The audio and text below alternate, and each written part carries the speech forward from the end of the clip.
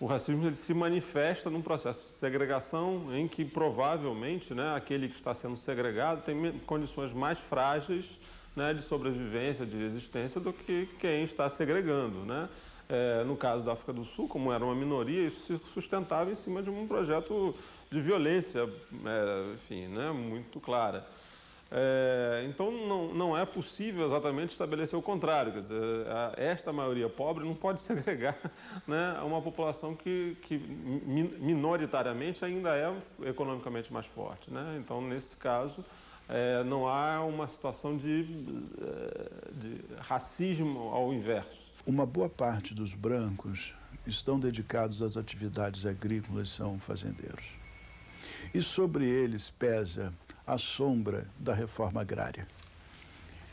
A população branca é, assim, o alvo da projetada reforma agrária. Uma reforma agrária que não tem acontecido com a rapidez, com a eficiência que a maioria negra espera. Inclusive, um dos compromissos de Jacob Zuma é realizar a reforma agrária.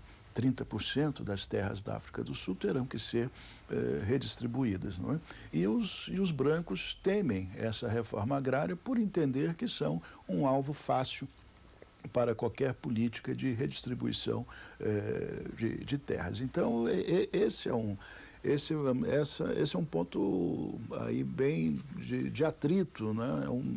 É um ponto em que essas relações raciais, elas têm algum significado político. Essa é uma população que tem importância econômica, não se furta, não está se furtando a participar politicamente, né, está entendendo que tem um papel a desempenhar, assim, não se consideram não sul-africanos, se consideram ao contrário, nacionalmente sul-africanos, não estão abandonando de forma nenhuma, né, a sua nacionalidade. Seria muito interessante, acho que muito bom, no momento em que a gente tenha, né, uma vitória de um sul-africano branco trabalhando com esses registros de democracia racial que foi construída pela própria luta da população negra, né?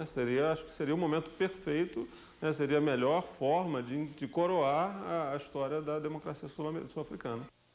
Veja a seguir os reflexos da epidemia de AIDS e da imigração na economia sul-africana. Você está assistindo ao Sala de Notícias, a gente volta já já. Quase 30 anos depois do início da epidemia de AIDS no mundo, o flagelo da doença é uma tragédia de saúde pública no continente africano. Na África do Sul, estima-se que pelo menos 10% da população vivam com AIDS. Cerca de 900 pessoas morrem por dia. Pelos corredores dos hospitais, diariamente, filas e filas de pessoas esperam para serem atendidas. Uma tragédia piorada pela relutância de uma grande parte do governo de admitir o problema e concordar com quais seriam as melhores soluções. Troy Davis é de uma organização que pressiona o governo sul-africano para fazer algo que deu certo. Usamos o exemplo do governo do Brasil, que foi ativo em fazer com que os laboratórios diminuíssem os preços dos remédios. Aqui está cheio de charlatães que dizem poder curar a doença com alho, com vitaminas. E tem gente no governo que apoia. Ele conta indignado. Os números são assustadores. 5.300.000 pessoas portadoras do vírus HIV. Dessas, 700.000 precisam de tratamento, mas só 200.000 são tratadas. Só no ano passado, morreram 300.000 pessoas com AIDS aqui na África do Sul. 10 anos atrás, a expectativa de vida de um sul-africano era de mais de 60 anos. Hoje, é de menos de 50. Outro problema sério que o novo governo sul-africano terá que enfrentar é o da imigração de populações de outros países do continente em pior situação econômica. Apesar de ser o país mais próspero da região, a África do Sul tem um índice de desemprego de 22%, situação que se agrava com a chegada dos imigrantes, principalmente do Zimbábue. Musina, no lado sul-africano, fica a apenas 13 quilômetros de Beitbridge, no Zimbábue. Este campo de refugiados é a porta de entrada dos zimbabuanos.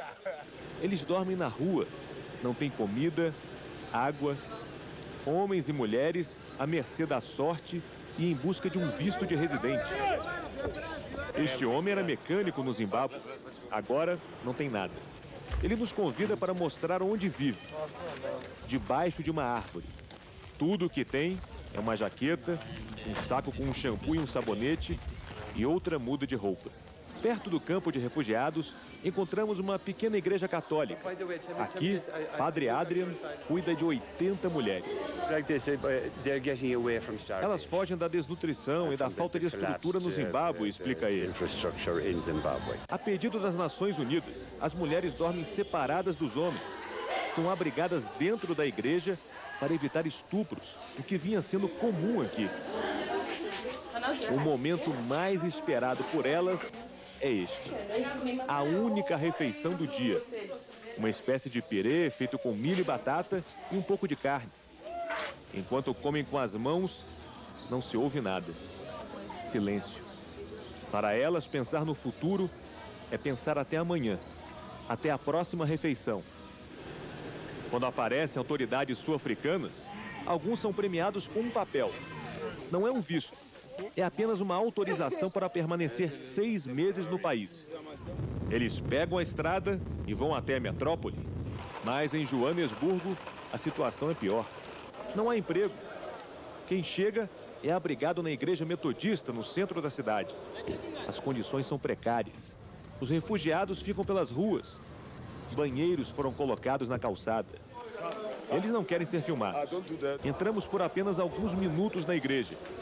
Pessoas espalhadas pelas escadas, pelos corredores, comendo pelo chão.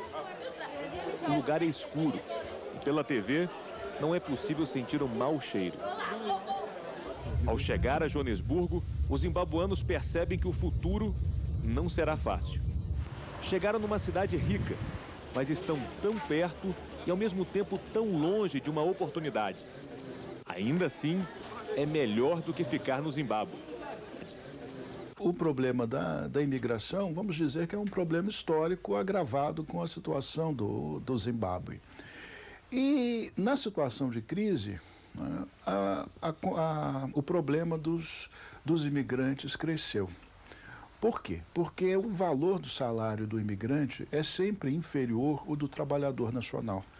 O trabalhador que vai para a África do Sul trabalhar, ele vai por desespero, ele não vai por recreação, ele vai porque necessita. Então ele se dispõe a receber o salário que lhe oferecem.